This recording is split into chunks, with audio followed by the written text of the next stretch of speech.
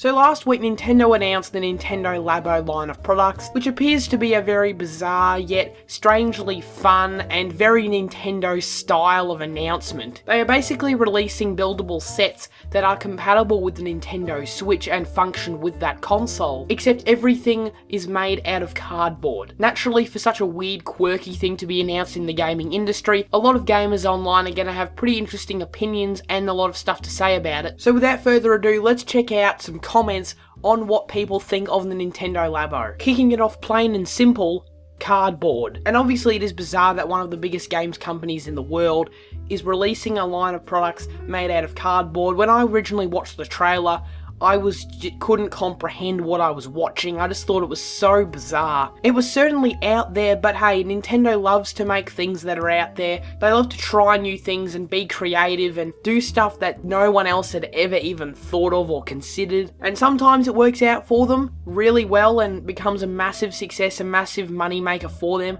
And other times it bombs. For the most part in the industry, when people utilize the term gimmick, it's meant with a negative connotation. However, when it comes to Labo and even Nintendo in general, me calling this thing a gimmick isn't meant as an insult. That doesn't change the fact that it still looks like an interesting item and it looks like fun. Nintendo in the 80s, now you're playing with power. Nintendo 2018, now you are playing with cardboard. Well, if you put it that way, then I guess you make Nintendo look like utter fools. Nintendo never fails to be weird yet creative with their consoles and games, but I love it. Plus, I think they are aware how memey this is, but they probably did it on purpose. I don't know if they necessarily made it quote-unquote memey on purpose, I just don't think they care. Nintendo is always going to just do their own thing. They don't follow market trends, they don't follow what their competitors do. They're just gonna think of weird, bizarre, and creative ideas, and if it works and it sticks, they're gonna run with it. And obviously on paper, the idea is so weird that you're building stuff out of cardboard that you interact with on the Switch, like building pianos and cameras and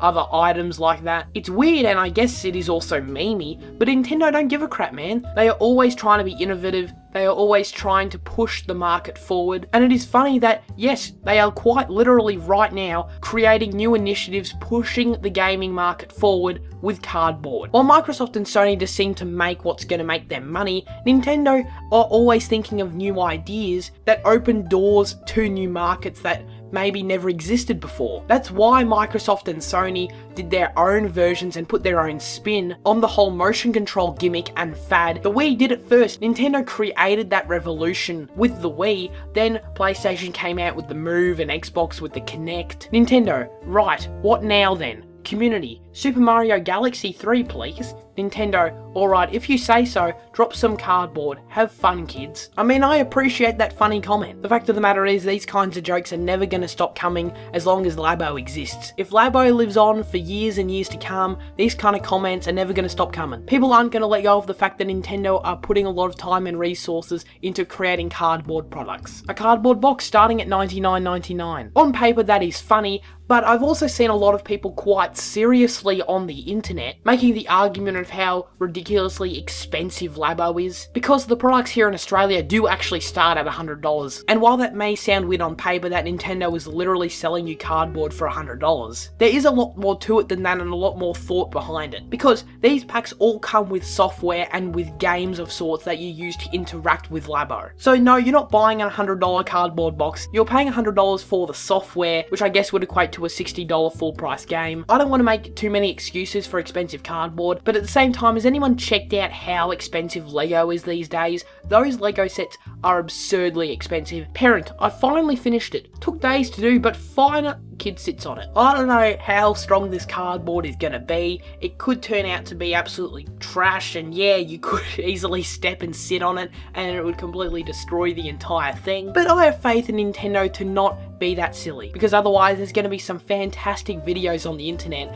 of that exact thing happening. I love the fact that Sony and Microsoft are always trying to one-up each other with the PS4 and Xbox One X, with things like better graphics or better designs, virtual reality, and better motion sensors and controllers. Meanwhile, here at Nintendo, let's make the consoles out of goddamn cardboard. Nintendo, this is why you'll always be the best gaming company. Don't get me wrong, I love Nintendo, but I don't know if I necessarily credit them for being the best game company because they make products out of cardboard, but I will give them credit where credit's due. They are creative, they are trendsetters. Nintendo's always been the weird part of the gaming industry. They're unpredictable, you got no idea what they're going to do next. What kind of ideas are they thinking of? You got no idea, they're really out there, and that's a part of the reason why they're so lovable. I guess you could say Nintendo are thinking outside the box, right? No, okay, I'm leaving. Yes, I guess you could say that. They are literally thinking outside the box. As a matter of fact, that perfectly sums up what I've been trying to say this entire video, with an added pun. Let's all be honest, we all want it. I'm going to immediately contradict that by saying, I don't really want it. I think it looks great, I think it looks fun, but